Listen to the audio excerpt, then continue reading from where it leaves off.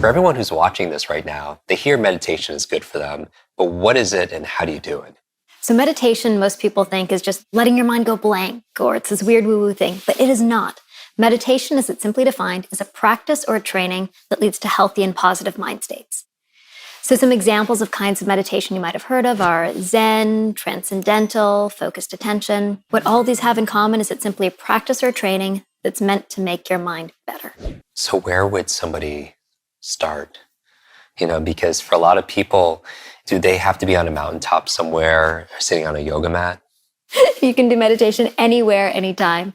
There's not a magic to it. It's actually just a simple practice. Today, we're going to learn a basic focused attention on the breath meditation. Okay. It's the simplest form. And the simple instructions are you're going to focus your attention on your breath. When your mind wanders, you notice your mind wanders, and then you bring it back to your breath. All right. So close your eyes, take a deep breath, and just let the tension go from your body. Now you're going to focus your attention on your breath. And the easiest way to do that is to count your breaths. So breathe in, 1, out, 2. In, 1, out, 2. In, 1, out, 2. Now, at some point in this process, your mind is going to wander, which is totally okay. Once it wanders away from your breath into another thought, you just simply say, nope, come on back to the breath. And you keep focusing your attention on the breath. You just keep counting.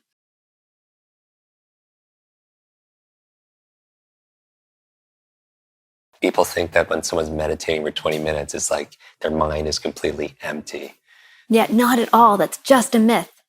When you meditate, your mind wanders all the time. In a focused attention meditation, it's just your job to bring it back to your breath. Then it wanders again, and you bring it back to your breath. And you do it without judgment, without story. It doesn't matter why it wandered. Nobody cares. It just did. Fine, bring it back. And is it the practice of actually bringing it back that you build those metaphorical, mindful, muscles? You got it. So in the act of noticing that your mind has wandered and then bringing it back, you're exerting a really important skill. You're actually learning to observe your thinking. You're now not caught up in your thoughts, but you're in a process where you're able to observe the fact that you are thinking. And then when that happens, you recognize that you are not your thoughts. So the right time to meditate is the time when it fits in your day. I like that. Yeah. So the idea with meditation is you want to establish a practice and try to do it regularly. Just like brushing your teeth is something that you do every single morning and you wouldn't think not to do it, you want to make meditation just like that. And the way to do that is to make it as easy as possible. Choose the smallest amount of time that feels comfortable for you and do that at the same time every day. So if it's like, after I brush my teeth, I'm going to do 3 minutes of meditation, hallelujah. If you can do that every day, you're now meditating. Choose a time to schedule it and commit to it. And it doesn't have to be big. It doesn't have to be huge. It can start with just 3 minutes and just spend 3 minutes focusing on your breath. When you notice your mind wanders, you bring it back.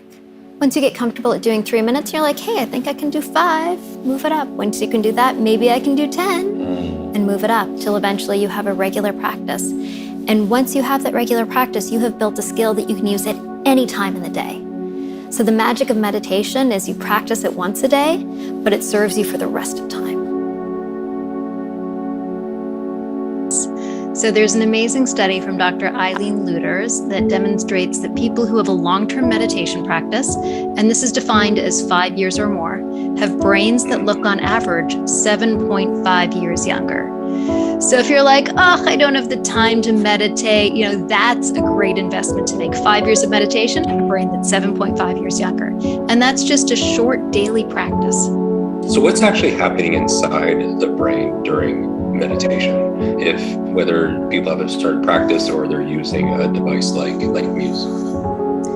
So within your brain, meditation actually seems to be making real structural change. And this is so cool. So in a study by Dr. Sarah Lazar at Harvard, she demonstrated that long-term meditators have an increased prefrontal cortex thickness. So bad news, as you age, your prefrontal cortex thins. Good news, if you're able to maintain a long-term meditation practice, you can maintain the thickness of your prefrontal cortex even as you age. So your prefrontal cortex is the part of your brain that governs your higher order processing. It is your planning, your organization, your decision making, the thing that really sets us apart as humans. So meditation's been demonstrated not just to thicken your prefrontal cortex, but also downregulate your amygdala, which we'll talk about in a minute, increase the connections between your corpus callosum, which is your left and right hemisphere, and has even been shown to maintain or increase the size of your hippocampus, which is the area of your brain associated with learning and memory. And even a short meditation intervention of 8 weeks has been demonstrated to increase the volume of your gray matter, so the number of connections that you actually have in your brain. There's 2 areas of your brain that I talked about. There was the prefrontal cortex at the front and the amygdala. So as many of you probably know, the amygdala is that part of the brain that is always scanning for danger. It's always looking for things that might be wrong. The prefrontal cortex is kind of like the parent, the part of your brain that's able to look around and say, hey, I think everything's fine, just calm down. Little kid, you're just scared of the shadow in the wall, little amygdala, calm down, it's fine. So when we do a long-term meditation practice, what we're doing is we are strengthening our prefrontal cortex, our ability to actually rise above a situation. It's called metacognition. It's something that you practice in meditation, to look around, to make a better decision, and to actually down-regulate your amygdala. And there's research that demonstrates that people with meditation practices long-term actually have an increased number of productions from their prefrontal cortex to their amygdala. So their prefrontal cortex is better able to regulate it, better able to down-regulate that amygdala and have it calm down, which is why when you practice a long-term meditation practice, you feel feelings of calm. You're not as flustered. You're not in fight or flight. You're not anxious. You're better able to make decisions not impacted by the emotions that you have at that moment. And you're better able to sort of rise above a scenario, gain perspective, see what's going on, and make a better move in your life.